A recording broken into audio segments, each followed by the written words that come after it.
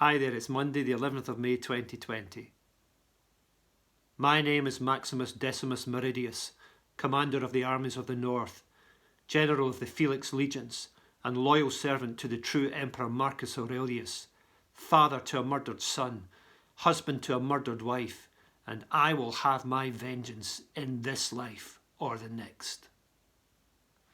I wonder if you recognise that quote, from which film it came from, who said it, and in which year. It was, of course, the film Gladiator, played by Russell Crowe, and it was in the year 2000.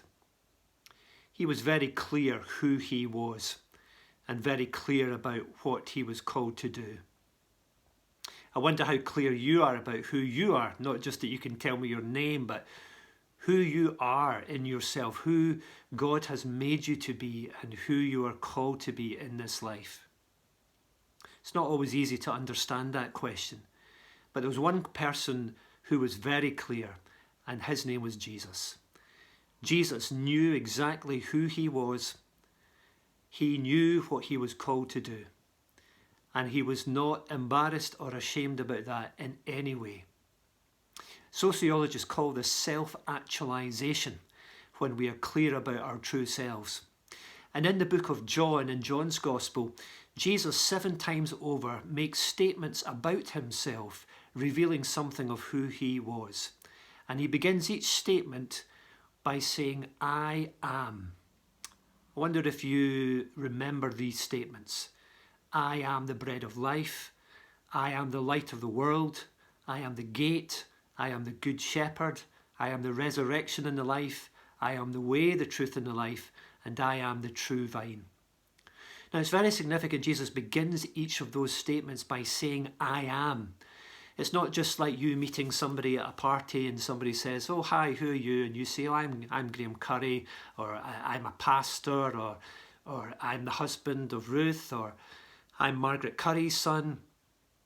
It's more significant than that. When Jesus used the words, I am, he was echoing back to the words which his Father God used in the book of Exodus chapter 3, when he revealed himself to Moses, and Moses said, who are you? And God said, I am who I am. I am who I am. I am all that you can imagine. I am all that there is. And when Jesus said, I am, at the beginning of each one of these statements, he was making it very clear to everyone who listened to him that he was saying that he was indeed God himself, God in human flesh. And that's why the religious leaders took such offence at Jesus saying these statements and using the words, I am.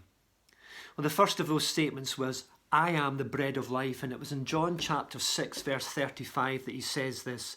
Jesus declared, speaking to the crowd, I am the bread of life. He who comes to me will never go hungry, and he who believes in me will never be thirsty.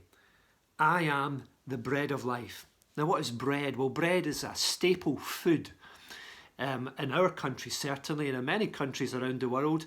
Sometimes a staple food is different to bread. Sometimes it's yam or rice or maize or beans, but in our society, bread is pretty much a staple food of life, maybe like the potato.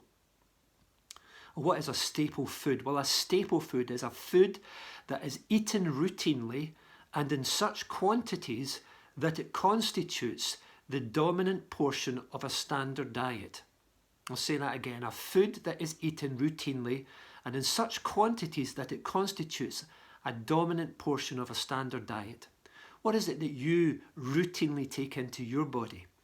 Well, food and liquid and oxygen and sunshine and different things like that. What about what you routinely take into your soul, into your being, into your mind, into your heart? TV, social media, news, video games, comments, opinions, criticisms, compliments, hope, discouragement, discipline, boredom, depression, discouragement, all kinds of things that we take into ourselves. I wonder if you take Jesus into yourself routinely. I wonder if he forms the dominant part of your diet. What does that mean to take Jesus into ourselves? Why did Jesus talk about himself being bread as though we should eat him? What does that mean? Well, it means that we take him into ourselves through praying to him, through listening to him, through reading his word, through reading the Bible, through listening and watching YouTube, or to listen to sermons, through singing about him, through speaking about him. In all these different ways, we are taking Jesus into ourselves. We are eating of him. We are ingesting him, and he becomes that nourishment which we need for our souls.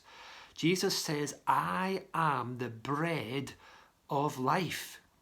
He who comes to me will never grow hungry. If you are hungry for reality in your life, for love, for goodness, then it's Jesus that you need. He is the bread of life. Speak to you again tomorrow.